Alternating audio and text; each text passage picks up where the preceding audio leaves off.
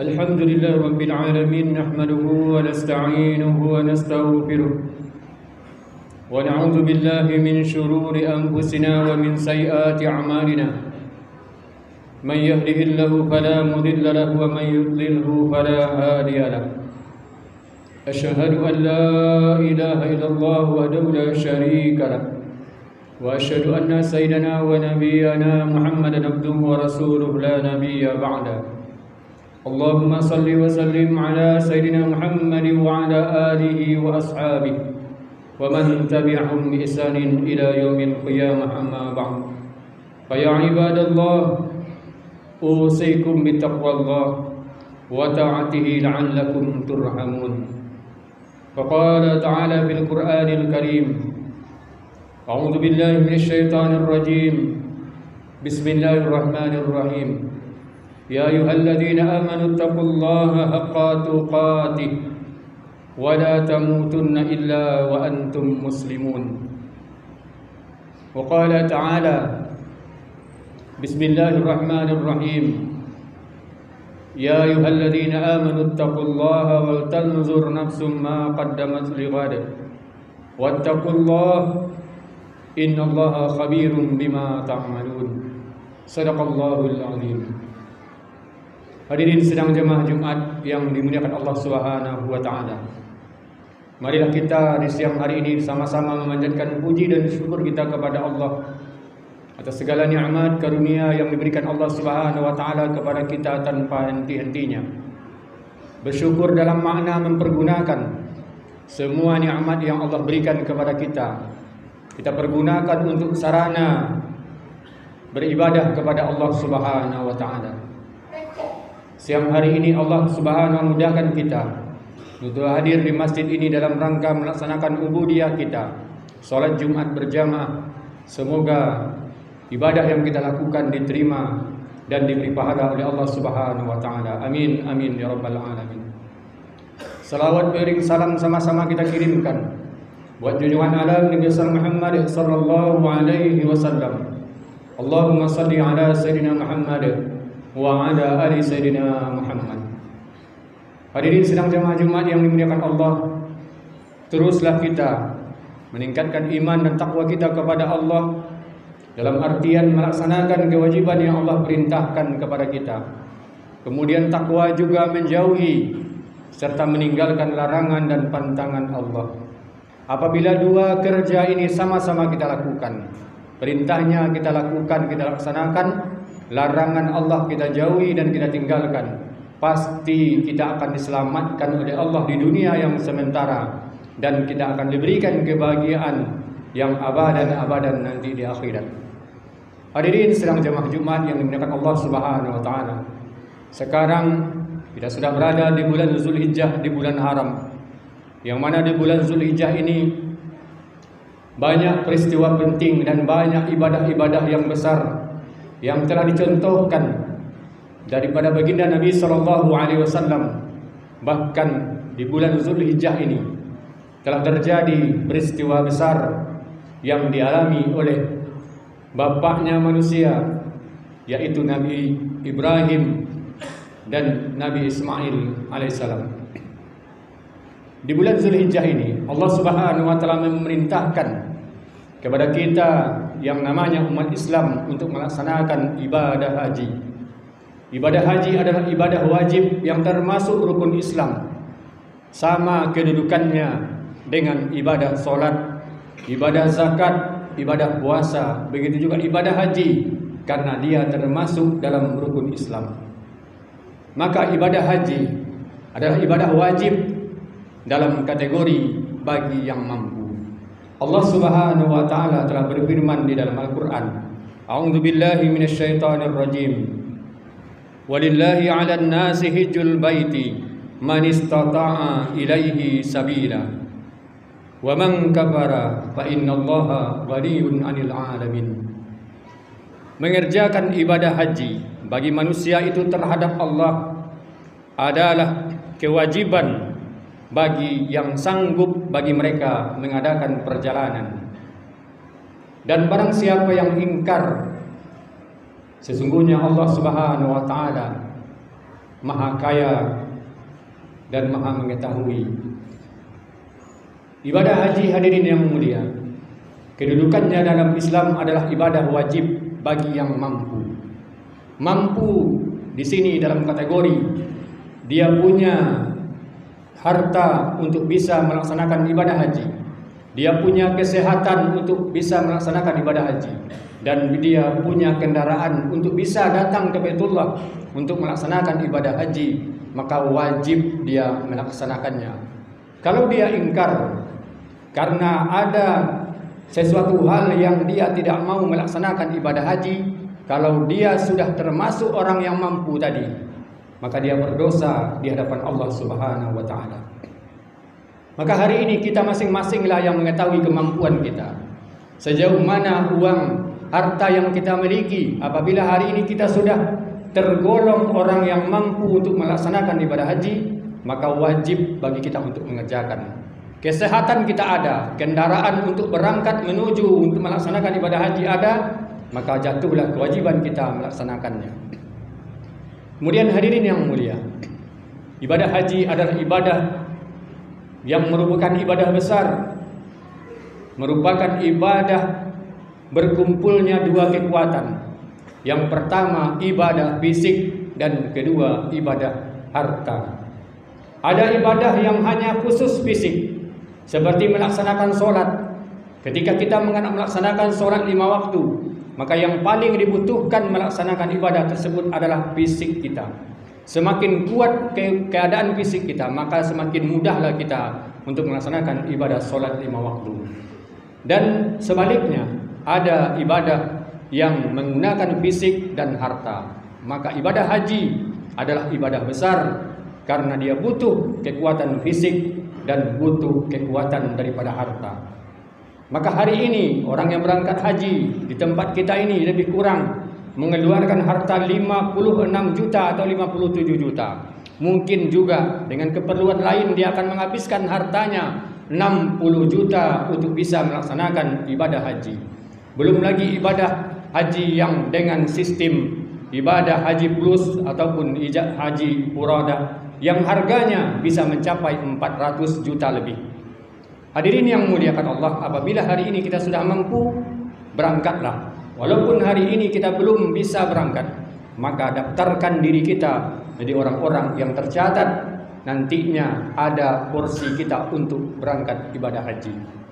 Semoga saudara-saudara kita yang hari ini mereka berada di kota Makkah, yang insya Allah sebentar lagi, berapa hari ke depan mereka akan berada di wukuf untuk melaksanakan di Padang Arafah untuk melaksanakan wukuf. Semoga semua mereka yang hadir di sana Allah Subhanahu mudahkan untuk mendapatkan haji yang mabrur dan haji yang mabrurah. Amin amin ya rabbal alamin. Dan bagi kita yang hari ini belum berangkat, semoga Allah mudahkan, Allah berikan kemampuan untuk kita sebelum kita mati. Hadirin sidang jamaah Jumat yang dimuliakan Allah Subhanahu wa taala. Kemudian bagi kita yang belum mampu hari ini untuk berangkat ibadah haji, tidak tertutup ibadah untuk kita yang berada di tempat kita masing-masing. Yang kedua, ada ibadah yang namanya ibadah kurban. Karena dalam bulan Zulhijjah ini ada dua peristiwa besar. Yang pertama ibadah haji dan yang kedua ibadah kurban.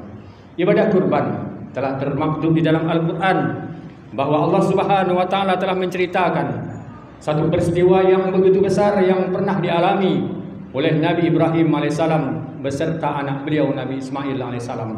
Allah Subhanahu wa taala menceritakan dalam Al-Quran tentang pengorbanan Nabi Ibrahim. Falamma balagha ma'u sa'ya qala ya bunayya inni ara bil manam anni azbahuka fanzur madza tara. Qala ya abati fa'al ma tu'maru satajiduni insyaallahu minas sabirin. Maka tak kala anak itu, yaitu Nabi Ismail, sampai umurnya balik, berusaha bersama-sama Ibrahim, maka Ibrahim berkata, "Hai anakku, sesungguhnya aku melihat dalam mimpiku aku menyembelihmu, maka pikirkanlah apa pendapatmu." Maka anaknya Ismail menjawab, "Wahai bapakku, kerjakanlah apa yang diperintahkan kepadamu. Insya-Allah kamu akan mendapatiku termasuk orang-orang yang sabar." Kisah ini diceritakan di dalam Al-Quran surah As-Saffat ayat 102. Hadirin sedang jamaah Jumat yang dimuliakan Allah Subhanahu wa taala. Maka pengorbanan daripada Nabi Ibrahim beserta anak beliau Nabi Ismail AS telah diterima oleh Allah. Allah Subhanahu wa taala memberikan satu perintah yang besar, maka di balik perintah itu ada pertolongan Allah. Sejauh dan sebesar apapun perintah yang Allah berikan, sesulit dan sebesar apapun perintah itu diberikan oleh Allah, maka di balik dari perintah itu ada pertolongan Allah Subhanahu wa taala. Maka ketika Nabi Ibrahim alaihissalam mau menyembelih anaknya, pisau yang sudah dipegang tidak bisa menyembelih leher Nabi Ismail alaihissalam, karena Allah Subhanahu wa taala telah terima pengorbanan Nabi Ibrahim dengan anak beliau, maka Allah ganti dengan seekor domba yang begitu besar yang Allah kirim daripada surga. Hadirin yang dimuliakan Allah, hari ini Allah Subhanahu wa taala tidaklah meminta kita untuk sama pengorbanan sebagaimana pengorbanan Nabi Ibrahim kepada anaknya. Hari ini seandainya Allah Subhanahu perintahkan kepada kita, maka wallahi demi Allah kita tak akan mampu menyembelih anak kita. Tetapi Allah Subhanahu wa taala Maha adil dengan keadaan kita. Maka Allah Subhanahu wa taala hanya meminta kepada kita untuk berkorban harta yang kita miliki, yang hari ini Allah titipkan kepada kita.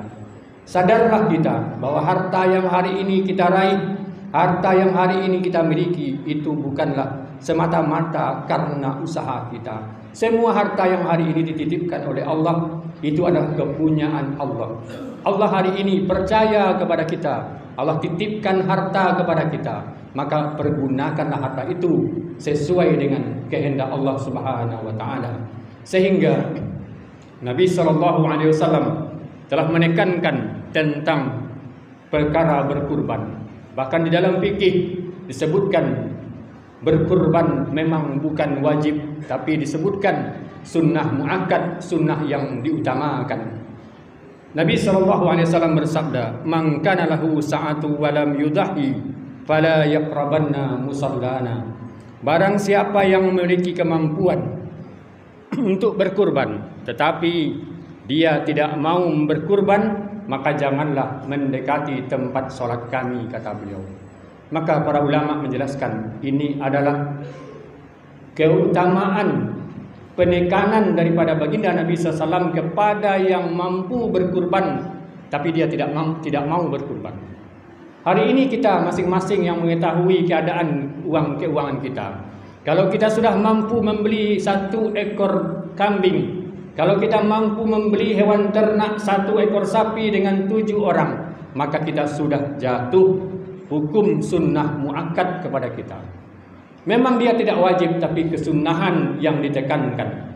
Barang siapa yang memiliki harta, kata ulama, lalu dia tahan, dia tidak mau berkurban ketika datang bulan Zulhijjah, maka Allah Subhanahu wa taala akan jauhkan hartanya daripada keberkahan. Bisa kita alami hari ini, kita lihat orang yang dia mampu berkurban, tetapi dia tidak mau berkurban karena kikir, karena takut hartanya habis, maka Allah Subhanahu wa taala mampu menghabiskan hartanya dengan cara yang lain. Maka untuk itu kesempatan kita masih ada, hadirin. Berapa hari ke depan, mari kalau kita sudah mampu berkurban, jangan kita takut. Allah Subhanahu wa taala akan lipat gandakan setiap yang kita keluarkan daripada pengorbanan kita. Bahkan di dalam sabda Nabi SAW, beliau menjelaskan di dalam satu hadis, Nabi SAW tidak menjelaskan daging-dagingnya, tetapi Nabi menjelaskan bulu-bulunya, kuku-kukunya, tanduk-tanduknya nanti di akhirat. akan menjadi pahala dan akan bersaksi kepada Allah tentang orang yang berkorban.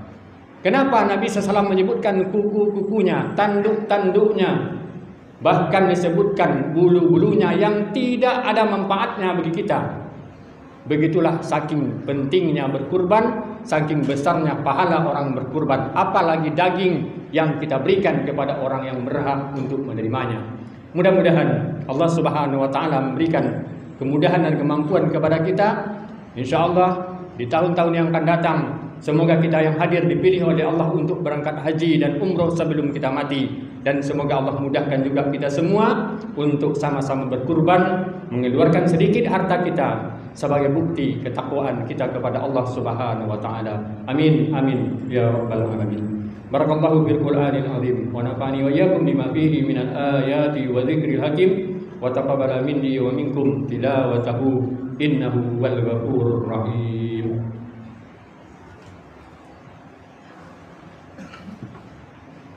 Allahumma shalli wa sallim ala sayyidina Muhammad wa ala ali sayyidina Muhammad wa barik wa sallim ala Allah tabaraka wa ta'ala antum sahabati Rasulillah ajma'in.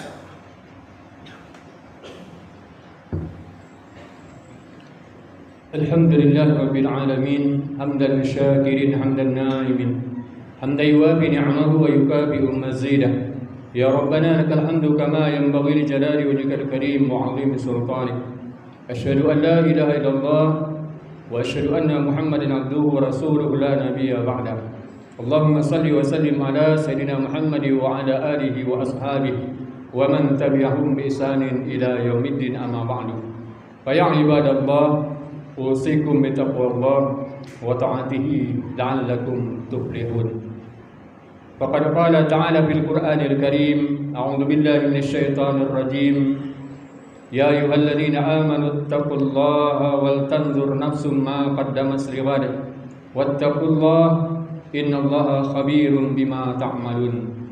Wal 'asri innal insana lafi khusr illa alladzina amanu wa 'amilus salihati وتواصوا بالحق وتواصوا بالصبر إن الله وملائكته يصلون على النبي يا أيها الذين آمنوا صلوا عليه وسلموا تسليما اللهم صل على سيدنا محمد وعلى آل سيدنا محمد كما صليت على سيدنا إبراهيم وعلى آل سيدنا إبراهيم وبارك على سيدنا محمد وعلى آل سيدنا محمد كما باركت على سيدنا إبراهيم وعلى آل سيدنا إبراهيم في العالمين إنك حميد مجيد.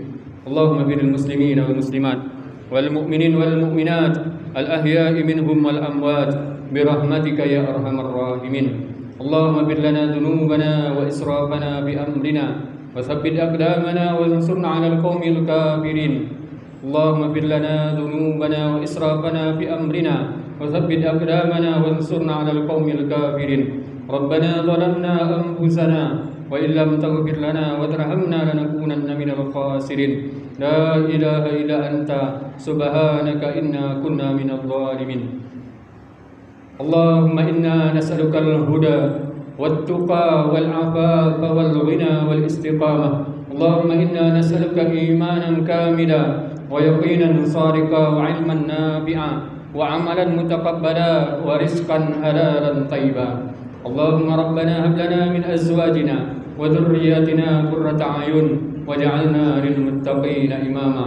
اللهم اجعلنا من أهل العبادة ولا تجعلنا من أهل المعصية. اللهم اختم لنا بحسن الخاتمة ولا تختم علينا بسوء الخاتمة. ربنا آتنا في الدنيا حسنة وفي الآخرة حسنة وقنا عذاب النار والحمد لله رب العالمين. عباد الله إن الله يأمر بالعدل والإحسان وإيتاء ذي القربى وينهى عن الفحشاء والمنكر والبغي يعظكم لعلكم تذكرون ولذكر الله أكبر. أقيم الصلاة.